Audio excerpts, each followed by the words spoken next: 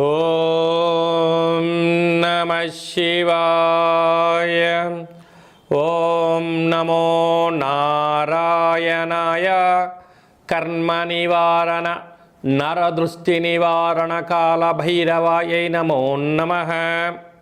ఓం దిగంబరాయ విద్మహే అశ్వవాహనాయ ధీమహి తన్నో కాల భైరవ ప్రచోదయాతు. హరి ఓం.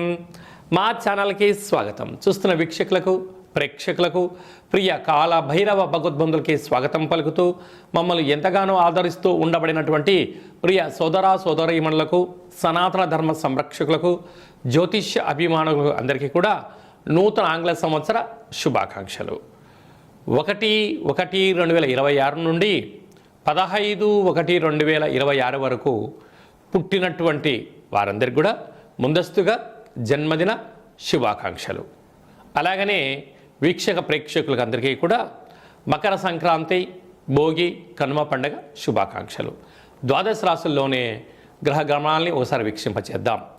మిథున రాశిలో దేవగురు బృహస్పతి సంచార స్థితి, సింహరాశిలో కేతు సంచార స్థితి, ధనుసు రాశిలో చతుర్గ్రహ సంచార స్థితి, రవి, కుజ, బుధ, శుక్ర సంచార స్థితి, కుంభరాశిలో రాహు సంచార స్థితి, మీనరాశిలో శని సంచార స్థితిలో ద్వాదశ రాశుల్లో గ్రహ గమనాలు ఈ విధంగా ఉన్నాయి.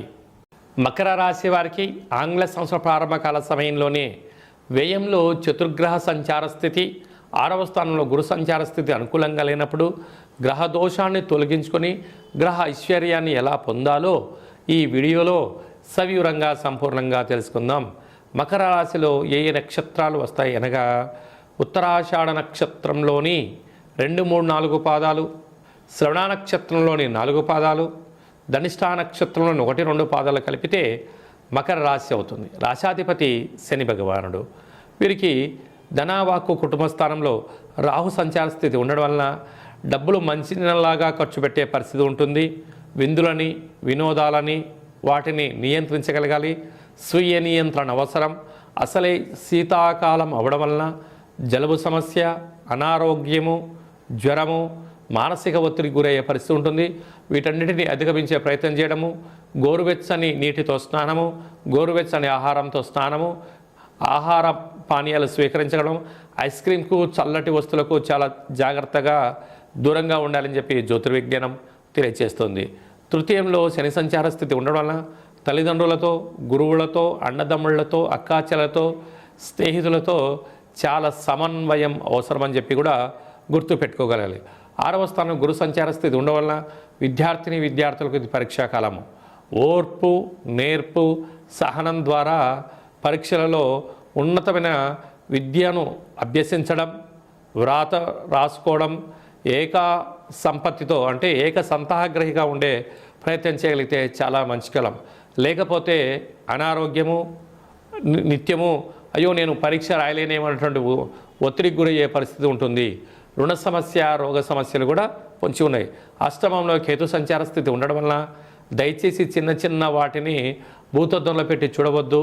మౌనము, ధ్యానము, దేవతారాధన, సూర్యారాధన, సూర్య నమస్కారం వలన అదృష్టం కలుగుతుంది.